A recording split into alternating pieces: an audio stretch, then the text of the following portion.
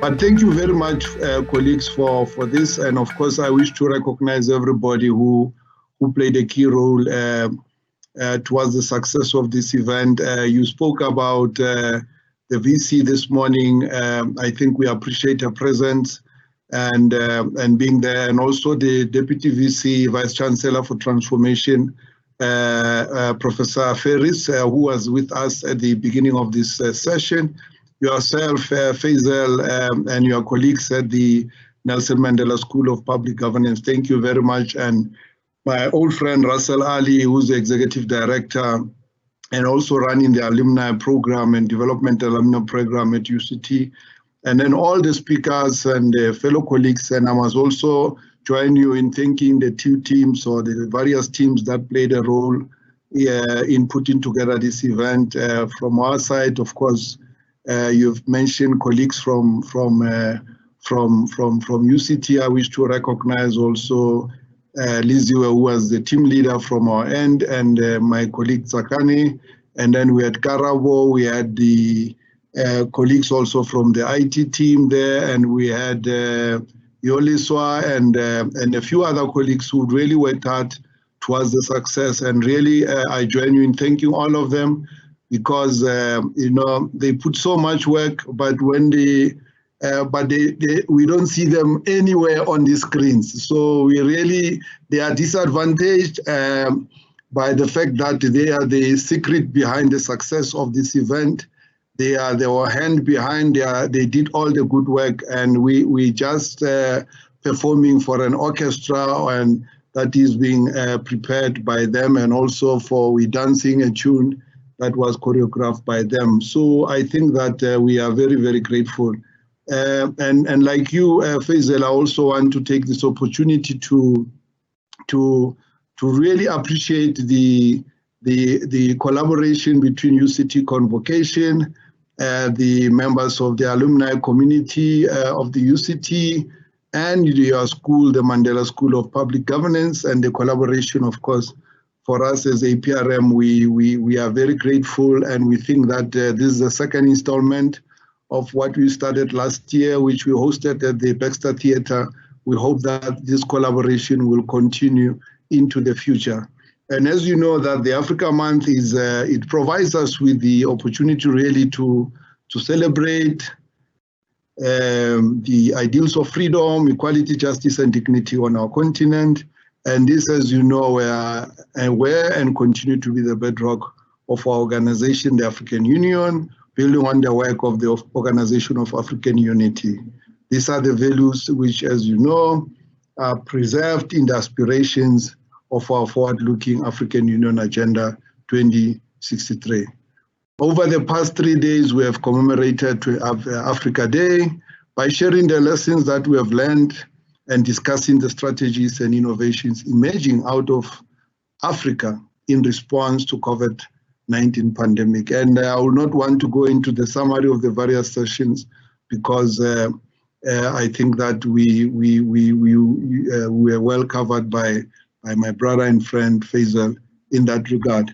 I just want to say, for me, there are the 4 takeaways that I think we can build on moving forward, even for the future, and as we look at issues coming out of these challenges that are associated with COVID-19.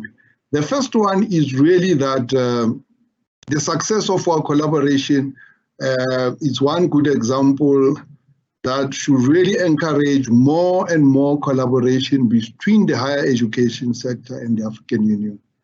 And in a way that encourages and helps the African Union to anchor our regional integration agenda on comparative experience, you could say, if you are in the academic area, you could say it has to be evidence-based, that regional integration that is not just, which is of course very good declaratory, but also is grounded on a well-researched and solid body of knowledge that is being generated in the higher education sector. And I think what we've seen over the last few days of our symposium is how much knowledge is being generated out there that we need in the space of the African Union to assist the regional integration agenda that we are all part of. I think the issue for me of collaboration, the importance between the higher education sector and the African Union,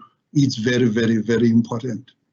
And then the second takeaway for me is it's really about African innovation in the response. And you have given a good summary of the presentations we had and the examples that were referred to: Madagascar, Senegal, Ghana, Uganda, and so on. That many of these good innovation examples of innovation coming out of our continent needs to be highlighted, needs to be profiled, needs to be discussed, because knowledge is not neutral. Knowledge is not. Knowledge is highly contested, as we know. It's highly contested, but also it's also about power. That we know we use knowledge to frame a narrative about this pandemic, and tomorrow when we talk about it, and 100 years when we talk about this pandemic, we'll say we'll refer to the body of knowledge that was produced about this knowledge, about this pandemic, and how different regions, how different countries reacted to this. And it's possible that if we don't talk more about what is coming out of Africa, what we are doing as Africans, that this story about how the world reacted to this pandemic could be written and spoken about without any reference or mention of our continent. So knowledge can be about exclusion and can as well be about inclusion. But we are the ones who must include ourselves. And then knowledge is about power, but we are the ones who must make sure that the knowledge that we have and we are generating on the continent, we position it in a way that is recognized and integrated in the global body of knowledge that is being generated in a well response to this pandemic. And we know the issue that's going to arise here, and we've spoken a little bit about it, is really the geopolitics around the pandemic, around the vaccine, because there are different views emerging in the world currently. There is a view that Africa, of course, is one of the champions for this view, that when we do discover this vaccine, and I'm sure it's not going to come from one source, there will be multiple sources, because there are quite a number of clinical trials happening at the moment, but I'm not aware of any happening in Africa, but I know they have been following quite a few. I see that in parts of Asia, Europe, in the United States, there are quite a number of clinical trials already happening, taking place to find a vaccine. That the question is, this vaccine, when we finally do discover it, is it going to be a public good or is it going to be something privatized to make somebody rich? And there are clearly two schools of thought. One that says this will belong to us exclusively as a nation. And then, of course, there's another view that says this is a public good.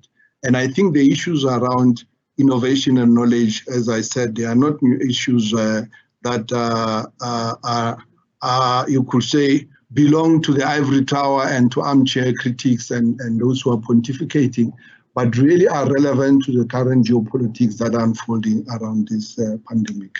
So this is really the second takeaway for me around innovation. The third one is the resilience of Africa itself. And when you think about the resilience of Africa in the face of this pandemic, you have to think about it in terms of three dimensions of time. One, the now, and then the tomorrow, and then thirdly, the future. The now is really the issues that we're talking about, how the continent, what the continent needs to do to cope and to overcome this pandemic, to ensure that we prevailed. Now we are going to be reopening a little bit here in South Africa from next week. People are worried. What are we going to do? So the now issues are very, very, very, very, very, very important. And there the state plays a role. Individuals, people, and the responsibility at the level of people, of individual, and of course the area of cooperation within regions and also cooperation globally. The now issues are very key, and you have referred to some of them with respect to trade and issues relating to the African Free Trade Area. About the tomorrow is the picking up of the pieces. Once we are over this pandemic, tomorrow we wake up to the reality that the economies are gone, the airline industry has collapsed, tourism. So we really have to really be thinking as we are doing, and you mentioned a point that was raised by Mgabisi Jonas during his session, The tomorrow is very, very important, and the resilience issues about tomorrow are quite key. And really how we're going to, what is it that we are going to be doing to pick up the pieces to ensure that our economies recover. And here the issue is going to be, for us as a continent, our recovery strategy, is it going to be based on own resources, or is going to be a dependency, to be dependent on resources from elsewhere outside our continent? And it's an issue that is there. You mentioned it, Faisal, but for me, it's going to be a big issue. How Africa is going to, the strategy we have in place for tomorrow, for the picking up the pieces for recovery, is the strategy going to be based on own resources, on African solutions, African abilities, African capacities, or we're going to be going around the world and asking for help, asking for money there, and so on. For me, it's an issue that I think it came out very strongly somehow in this discussion. But then the future is about lessons learned from this experience. And as the APRM will be doing a lot of work in this area of the lessons learned and how to prepare Africa for the future, we're going to be beginning a project on state resilience and working, and we probably will even develop what we can call an architecture. And the question that's, of course, we have to ask ourselves is the extent to which this pandemic will have reshaped or remapped the world, the world defined in physical geographic terms. And I don't see that happening. I don't see a new states emerging out of this pandemic. Of course, it's not the First World War, the Second World War, even the end of the Cold War, where afterwards we saw the creation and the emergence of new states out of the whatever geographic configuration existed before. So I don't see that happening. The remapping of global politics, the shift in global power politics, the shifts in the international jurisprudence relating to public health at the global level, and also the organizations, the global governance regime, you could say, institutionally, in the form of the WHO. I see that changing. I think the WHO is going to, there's already a debate. The last General Assembly of the WHO, they were discussing, and I think that some of the decisions they've taken with respect to conducting what they call an impartial investigation of this pandemic may come up with some recommendations which will impact the regime, the global governance regime around public health. So I see that happening, but I'm not sure to what extent will this extend to other spheres of global politics, like the geopolitics, the competition for global supremacy. I think that this is the pandemic did not cause it. The current competition is probably accelerating it and probably leading it in a different direction. But there will be a few streams institutionally within the public health domain, but also competition among and between certain countries for supremacy. That I think is going to happen, and the pandemic is already shaping it. And then the third one is, of course, the remapping of ideas. So are we going to see new ideas coming up? Are we going to experience a scientific revolution? I doubt, because the vaccine, we have to see whether it will be based on new technology, new discoveries, perhaps new in as far as understanding this virus, specifically this virus is concerned, but this virus is largely known. It's related to the 1918 influenza. It's related to SARS. It's related to H1, and so it comes from that family of flu-related viruses, perhaps. But I'm not sure in politics. I'm not sure in other disciplines, in other sciences, whether there will be major scientific ideas coming out. But one thing that I think is likely to happen around the remaking of ideas is that people will now not assume that we are over epidemics. And I think that's something that led to the situation where there was an implicit assumption that we are over epidemics. The remapping of societies, the demographic impact, definitely there's going to be a demographic impact, depending on how countries have experienced this pandemics, the impact on the mapping of inequalities within countries, poverty, the ownership patterns within countries, and whether we could even see the emergence of new social, even political groups, or the transformation of existing ones. And then the issue around the remapping of the state, definitely, I think in terms of public policy, the impact is going to be quite massive. Governments had overlooked and neglected, or were neglecting public health as a priority. They were focusing on the big issues of peace, development, climate change, and so on. And they thought that the public health file is closed, is done. We have medication, we have responses. The public health system can cope. Nothing like 1918 pandemic could happen. Now we know that there's going to be a major direction. And finally, the remapping of human behavior. Definitely that I see that happening. I'm already wearing mask. I'm doing my meetings from home. And then this could also impact popular culture. So really the 2020 Symposium on Africa's Innovation in Global Fight Against COVID was a timely event for us and an important moment in the history of our continent. Africa has to shape its own future and play its part in shaping future narrative and paradigm shift that will emerge out of COVID-19. This will require, indeed, multi-level approaches that ensure collaboration and learning between and among various stakeholders. Through this symposium, we shared innovative practices regarding responses by African countries to COVID-19 and proposed ways to improve implementation of our regional and global aspirations.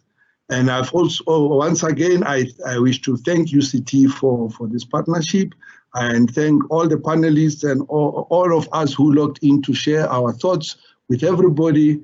And I must also thank the colleagues who played a key role that I recognized at the beginning of this session. I thank you for your attendance and look forward to collaborative work that will emerge from this symposium. Thank you very much.